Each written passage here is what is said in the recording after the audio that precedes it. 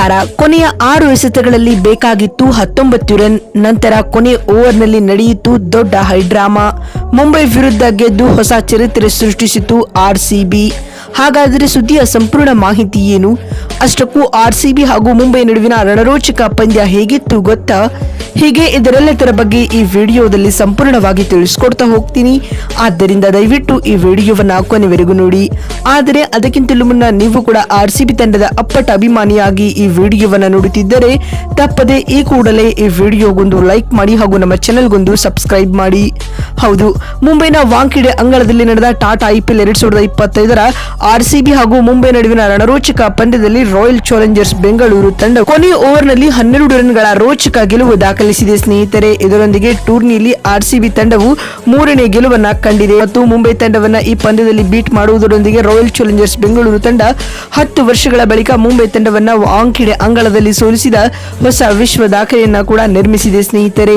ಇದಕ್ಕೂ ಮುನ್ನ ಈ ಒಂದು ಪಂದ್ಯದಲ್ಲಿ ಟಾಸ್ ಗೆದ್ದಂತ ಮುಂಬೈ ತಂಡದ ನಾಯಕ ಹಾರ್ದಿಕ್ ಪಾಂಡ್ಯ ಮೊದಲು ಬೌಲಿಂಗ್ ಮಾಡುವ ಆಯ್ಕೆಯನ್ನು ಆಯ್ದುಕೊಳ್ಳುತ್ತಾರೆ. ಅದರಂತೆ ಇನ್ನಿಂಗ್ಸ್ ಆರಂಭಿಸಿದ್ದ ಆರ್ಸಿಬಿ ತಂಡವು ಕಳಪೆ ಆರಂಭವನ್ನ ಪಡೆದುಕೊಂಡಿತು. ಮೊದಲ ಓವರ್ನ 2ನೇ ಎಸೆತದಲ್ಲಿ ಫಿಲ್ ಸ್ಲಾಟ್ 4 ರನ್ ಬಾರಿಸಿ ಟ್ರೆಂಟ್ ಬೋಲ್ಟ್ ಅವರ ಬೌಲಿಂಗ್ ನಲ್ಲಿ ಕ್ಲೀನ್ ಬೋಲ್ಡ್ ಆದರು. ಆದರೆ ಅದಾದ ಬಳಿಕ ಜೊತೆಯಾದ ವಿರಾಟ್ ಕೊಹ್ಲಿ ಹಾಗೂ ದೇವದತ್ ಪಡಿಕ್ಕಲ್ ಆರ್ಸಿಬಿ ಇನ್ನಿಂಗ್ಸ್ ಜವಾಬ್ದಾರಿಯನ್ನು ಹೊತ್ತುಕೊಳ್ಳುತ್ತಾರೆ. ಇವರಿಬ್ಬರ ನಡುವೆ 2ನೇ ವಿಕೆಟ್ಗೆ 90ಕ್ಕೂ ಅಧಿಕ ರನ್ಗಳ ಜೊತೆಯಾಟ ಮೂಡಿ ಬರುತ್ತದೆ ಸ್ನೇಹಿತರೆ. ಇದಲ್ಲದೆ ಪವರ್ ಪ್ಲೇನಲ್ಲಿ ಮುಂಬೈ ಬೌಲರ್ಗಳನ್ನ ಇವರಿಬ್ಬರು ಚೆನ್ನಾಡಿದರು.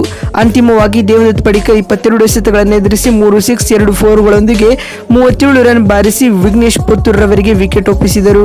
ನಂತರ ವಿರಾಟ್ ಕೊಹ್ಲಿ ಹಾಗೂ ರಜತ್ ಪಾಟಿದಾರ್ ಜೊತೆಯಾಗಿ ಆರ್ಸಿಬಿ ಇನ್ನಿಂಗ್ಸ್ ನ ಮುನ್ನಡೆಸಿದರು ಸ್ನೇಹಿತರೆ. ಈ ಮಧ್ಯೆ ವಿರಾಟ್ ಕೊಹ್ಲಿ ಆಕರ್ಷಕ ಅರ್ಧಶತಕ ಸಿಡಿಸಿ ಮಿಂಚಿದರು. ಅಂತಿಮವಾಗಿ ವಿರಾಟ್ ಇಂದಿನ ಪಂದ್ಯದಲ್ಲಿ 42 ಎಸೆತಗಳನ್ನು ಎದುರಿಸಿ 2 6 ಹಾಗೂ 8 4ಗಳೊಂದಿಗೆ 159ರ ಸ್ಟ್ರೈಕ್ ರೇಟ್ ನಲ್ಲಿ 67 ರನ್ ಕಲೆ ಹಾಕಿ ಹಾರ್ದಿಕ್ ಪಾಂಡ್ಯರವರಿಗೆ ವಿಕೆಟ್ ಒಪ್ಪಿಸಿದರು. ಇನ್ನು ನಾಯಕನ ಹಾಗೂ ಜವಾಬ್ದಾರಿಯುತ ಇನ್ನಿಂಗ್ಸ್ ಕಟ್ಟಿದ ರಜತ್ ಪಾಟಿದಾರ್ ಕೇವಲ 25 ಎಸೆತಗಳಲ್ಲಿ ಆಕರ್ಷಕ ಅರ್ಧಶತಕ ಸಿಡಿಸಿ ಮಿಂಚಿದರು. ಆದಿಯಾಗೂ 32 ಎಸೆತಗಳನ್ನು ಎದುರಿಸಿದ ಪಾಟಿದಾರ್ ಇಂದಿನ ಪಂದ್ಯದಲ್ಲಿ 4 6 ಹಾಗೂ 5 4ಗಳೊಂದಿಗೆ 200ರ ಸ್ಟ್ರೈಕ್ ರೇಟ್ ನಲ್ಲಿ 64 ರನ್ ಬಾರಿಸಿ ತಂಡದ ಮೊತ್ತವನ್ನ 200 ರನ್ಗಳ ಗಡಿ ದಾಟಿಸಿದರು. ಇನ್ನು ಕೊನೆಯ ಡೆತ್ ಓವರ್ ನಲ್ಲಿ ಅದ್ಭುತ ಇನ್ನಿಂಗ್ಸ್ ಆಡಿದ wicket keeper come batsman Jitesh Sharma ಕೇವಲ 19 ಎಸೆತಗಳಿಂದ 210ರ ಸ್ಟ್ರೈಕ್ ರೇಟ್ ನಲ್ಲಿ 40 ರನ್ಗಳ ಒಂದೊಳ್ಳೆ ಅಜೇಯ ಕ್ಯಾಮಿಯೋ ಇನ್ನಿಂಗ್ಸ್ ಆಡಿದರು. ಇದರೊಂದಿಗೆ ರಾಯಲ್ ಚಾಲೆಂಜರ್ಸ್ ಬೆಂಗಳೂರು ತಂಡವು ನಿಗದಿತ 20 ಓವರ್ಗಳಲ್ಲಿ 5 ವಿಕೆಟ್ ಕಳೆದುಕೊಂಡು 221 ರನ್ ಕಲೆ ಹಾಕಿತು. ಇನ್ನು ಅತ್ತ ಮುಂಬೈ ತಂಡದ ಪರ ಬೌಲಿಂಗ್ ನಲ್ಲಿ ಟ್ರೆಂಟ್ ಬೋಲ್ಟ್ ಹಾಗೂ ಹಾರ್ದಿಕ್ ಪಾಂಡ್ಯ ತಲಾ 2 ವಿಕೆಟ್ ಪಡೆದುಕೊಂಡರು. ಪಂದ್ಯ ಗೆಲ್ಲಲು 222 ರನ್ಗಳ ಗುರಿಯನ್ನ ಬೆನ್ನಟ್ಟಿದಂತ ಮುಂಬೈ ತಂಡವು ಕೂಡ ಕಳಪೆ ಆರಂಭವನ್ನ ಪಡೆದುಕೊಂಡಿತು ಸ್ನೇಹಿತರೆ. ತಂಡದ ಮೊತ್ತ 21 ರನ್ ಆಗಿದ್ದ ವೇಳೆ ರೋಹಿತ್ ರವರು 17 ರನ್ ಬಾರಿಸಿ ಯಶ್ ದಯಾಲ್ ರವರ ಬೌಲಿಂಗ್ ನಲ್ಲಿ ಕ್ಲೀನ್ ಬೋಲ್ಡ್ ಆಗುತ್ತಾರೆ. ಅದಾದ ಬಳಿಕ ಮರು ಓವರ್ ನಲ್ಲಿ ರಿಯಾನ್ ರಿಕಲ್ಟನ್ ಕೂಡ 17 ರನ್ ಬಾರಿಸಿ ಜೋಸ್ ಹೆಜಲ್ವುಡ್ ಅವರ ಬೌಲಿಂಗ್ ನಲ್ಲಿ LB ಬಲೆಗೆ ಸಿಲುಕಿದರು. ನಂತರ ಪವರ್ ಪ್ಲೇ ನಲ್ಲಿ ಮುಂಬೈ ಬ್ಯಾಟ್ಸ್ಮನ್ ಗಳು ರನ್ ಬಾರಿಸಲು ಪರದಾಡಿದರು. ಈ ಮಧ್ಯೆ ವಿಲ್ ಜಾಕ್ಸ್ 22 ರನ್ ಬಾರಿಸಿ ಕುರ್ನಾಲ್ ಪಾಂಡ್ಯರವರ ಬೌನ್ಸರ್ ಬೌಲಿಂಗ್ ಗೆ ವಿಕೆಟ್ ಒಪ್ಪಿಸಿದರು.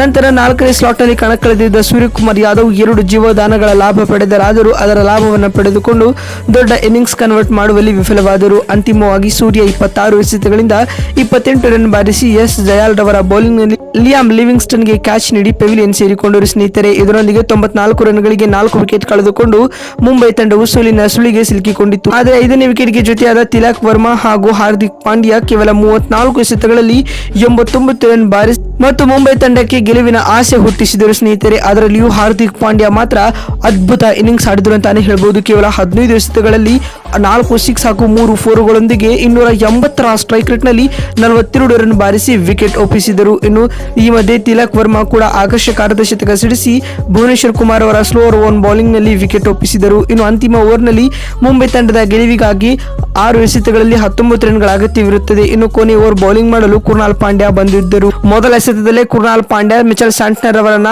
ಔಟ್ ಮಾಡಿದರು. ಅದಾದ ಬಳಿಕ ದೀಪಕ್ ಚಹರ್ ಅವರನ್ನ 2ನೇ ಎಸೆತದಲ್ಲಿ ಔಟ್ ಮಾಡುವ ಮೂಲಕ ಆರ್ಸಿಬಿ ತಂಡಕ್ಕೆ ಗೆಲುವು ಖಚಿತಪಡಿಸಿದರು ಸ್ನೇಹಿತರೆ. ಇನ್ನು 4ನೇ ಎಸೆತದಲ್ಲಿ ನಮಂದೀರ್ 4 ಬಾರಿಸಿದರಾದರೂ ಕೂಡ ತಂಡಕ್ಕೆ ಗೆಲುವು ತಂದುಕೊಡಲು ಇವರಿಂದ ಸಾಧ್ಯವಾಗಲಿಲ್ಲ. ಅಂತಿಮವಾಗಿ ಮುಂಬೈ ಇಂಡಿಯನ್ಸ್ ತಂಡವು ಇಂದಿನ ಪಂದ್ಯದಲ್ಲಿ ನಿಗದಿತ 20 ಓವರ್ಗಳಲ್ಲಿ 9 ವಿಕೆಟ್ ಕಳೆದುಕೊಂಡು 209 ರನ್ ಬಾರಿಸಿ 12 ರನ್ಗಳ ರೋಚಕ ಸೋಲು ಕಂಡಿದೆ ಸ್ನೇಹಿತರೆ.